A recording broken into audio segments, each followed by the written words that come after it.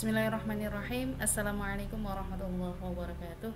How are you today? May Allah bless you all. Bertemu kembali dalam mata pelajaran Al-Quran Hadis kelas 10. Kali ini kita memasuki bab ke-6 ya, yang nanti berjudul Kebenaran Al-Quran Berlaku Sepanjang Zaman.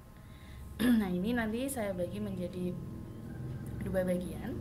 Ini adalah bagian pertama yang nanti kita akan mengulas tentang komposisi dari Al-Quran, komposisi dan pembagian Al-Quran, serta tentang ayat atau surah Makkiyah dan Madaniyah.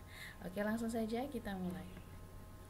Nah, sebelum kita masuk pada materi kali ini, terlebih dahulu saya ingin mengetes ya ingatan teman-teman berkaitan dengan materi minggu lalu. Coba anak-anakku semua kita jawab bersama. Yang pertama adalah sejarah apa sih yang diabadikan di dalam Al-Quran?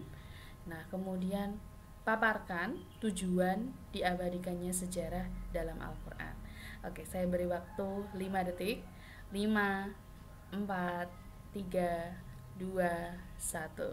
Ya, jadi yang antara lain sejarah ya, yang diabadikan di dalam Al-Quran itu ada sejarah tentang Fathu Makkah, ada tentang sejarah penaklukan bangsa Romawi, ada juga sejarah tentang kisah-kisah para nabi dan juga umat-umat yang menentang mereka. Nah, maka tujuannya apa sih diabadikannya? Ya, tujuannya adalah agar manusia, khususnya umat Islam ini dapat mengambil ibrah atau mengambil pelajaran dari apa yang sudah terjadi di masa lampau, ya, sehingga umat Islam ini bisa menjadi umat yang lebih baik. Nah, jadi di dalam Al-Quran itu tidak hanya termuat atau diabadikan sejarah-sejarah umat yang positif, yang baik-baik, namun juga ada yang negatif. Tujuannya sama, yakni diambil ibrah. Oh, berarti kalau negatif itu ganjarannya seperti ini, kalau positif sikap kita nanti ganjarannya seperti ini.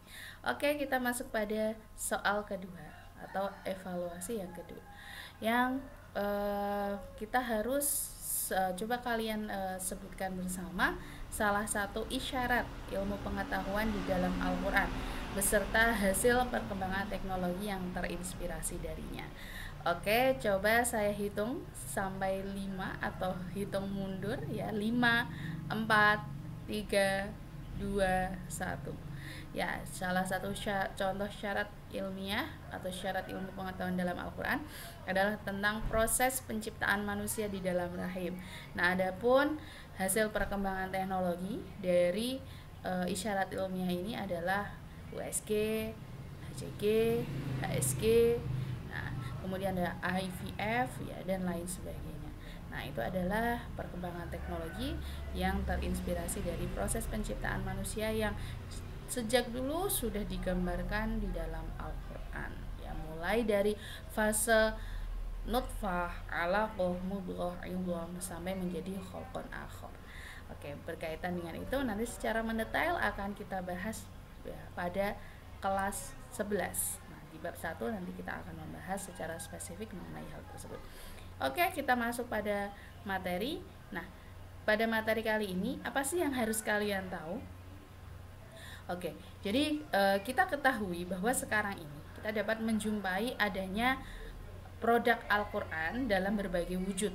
Ada yang dalam wujud cetak ya, yang dijilid dalam bentuk dalam kertas, ada pula yang dalam bentuk digital yang nantinya berupa aplikasi ya atau melalui website. Nah, itu adalah perkembangan ya mengenai digitalisasi Al-Quran. Kemudian ya, berbagai penggalan ayat Al-Quran itu sering kita dengar dari para penceramah atau para dai ya, kemudian juga dari para motivator, para ulama ya, dalam menyampaikan pidato mereka, dalam menyampaikan tausiah mereka. Nah, pernahkah kalian berpikir ya bagaimana cara mereka mendapatkan kutipan-kutipan ayat secara mudah dan juga menggunakannya dalam setiap kali mereka menyampaikan tausiah atau dakwah? Nah, untuk itu nanti mari kita belajar ya mengenai struktur Al-Quran dan cara mencari ya ayat-ayat Al-Quran serta bagaimana kita menggunakannya. Nah, untuk yang bagian pertama ini kita secara khusus akan membahas tentang komposisi dan juga pembagian Al-Quran, dan juga nanti tentang surah Makkiyah dan Madaniyah. Nah, nanti selanjutnya bagaimana cara kita mencari ayat-ayat Al-Quran nanti secara spesifik akan kita bahas dalam Mu'jam Al-Quran atau Kamus Al-Quran di bagian entah nanti saya letakkan sebagai bagian kedua dari bab ini atau bagian ketiga. Nah, nanti kita tunggu bersama. Oke, langsung komposisi dan pembagian Al-Quran. Nah, Al-Quran kita ketahui sendiri terdiri dari 30 juz, 114 ayat, dan 114 surah, dan ayatnya ini ada beragam perbedaan pendapat. Ada yang menyatakan 6.236, ada yang menyatakan 6.262, 6.214 ya. Namun secara lebih mudah itu dipahami Al-Quran terdiri dari 6.666 ayat. Nah, secara umum Al-Quran ini terdiri dari 30 bagian yang kemudian dikenal dengan nama juz atau dikenal dengan sebutan juz. Nah, umat Islam sendiri ini ya, pembagian 30 juz ini didasari atas keinginan umat Islam untuk menghatamkan Al-Quran dalam kurun waktu 30 hari. Jadi pada masa dulu ya, para sahabat itu terbiasa untuk menghatamkan Al-Quran pada bulan Ramadan khususnya itu selama 30 hari. Nah, maka setiap harinya mereka harus menyelesaikan 1 juz. Nah, pas selama 30 hari. Nah, hitungannya bukan syamsiah ya, melainkan hitungannya adalah bulan Qamariyah yang tentu saja hampir secara keseluruhan 30. Nah, kalau syamsiah nanti ada yang 28, ada yang 31. Nah, nanti akan cukup sulit untuk membaginya. Nah, kemudian ya ada pula ya pembagian juz ini disebut dengan manzil. Nah, manzil sendiri ini membagi ayat Al-Quran menjadi 7 bagian. Nah, 7 bagian ini nanti gunanya untuk apa sih? Nah, manzil sendiri itu diartikan sebagai tempat istirahat. Berarti nanti ada pembagian yang tujuannya adalah untuk lebih memudahkan bacaan-bacaan itu. Ya, memudahkan menghatamkan Al-Quran. Nah, di sini ya secara istilah manzil merupakan sistem pembagian bacaan Al-Quran untuk memudahkan penyelesaian Al-Quran selama seminggu atau selama 7 hari. Nah, kalau yang atas tadi selama 30 hari, maka manzil ini adalah selama 7 hari. Jadi selama sebulan nanti bisa khatam hingga 4 kali jika kita menggunakan acuan manzil.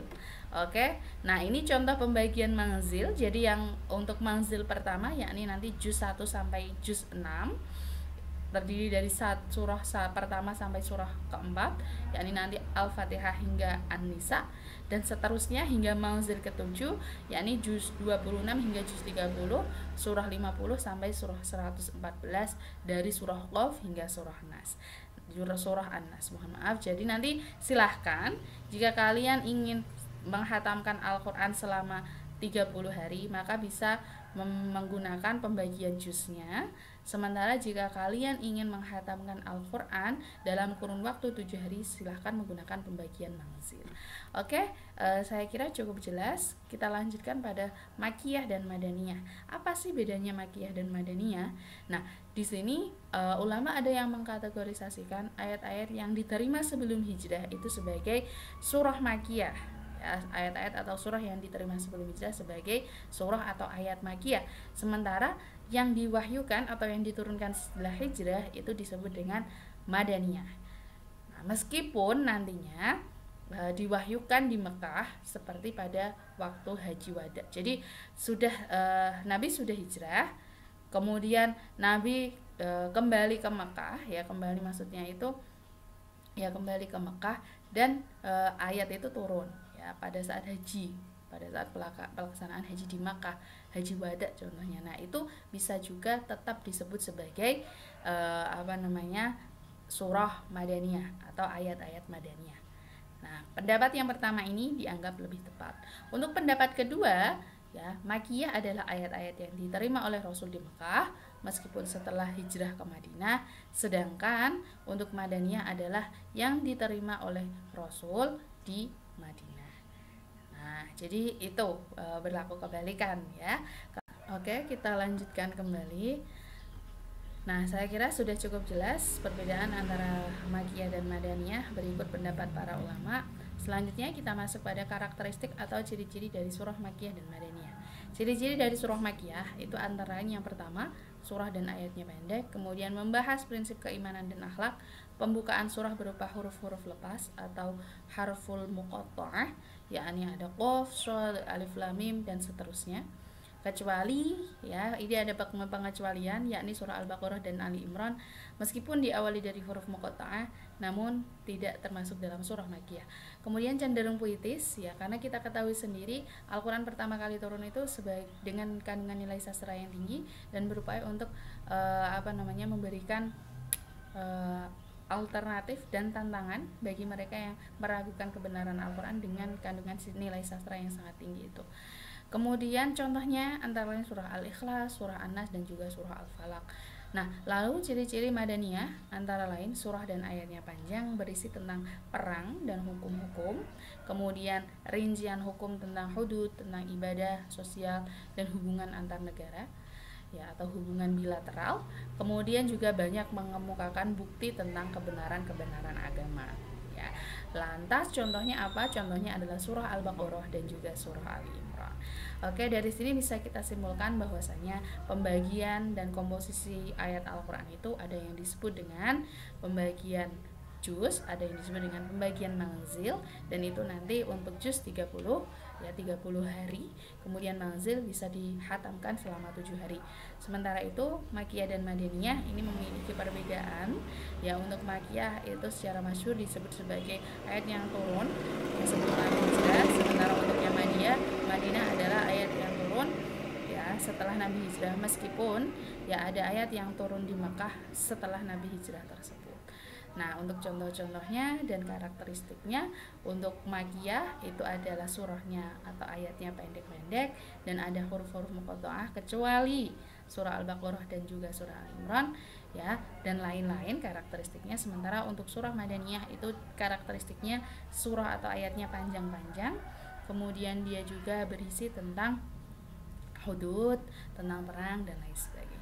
Oke, saya kira itu. Syukran lakum ala husni ihtimamikum. Wassalamualaikum warahmatullahi wabarakatuh.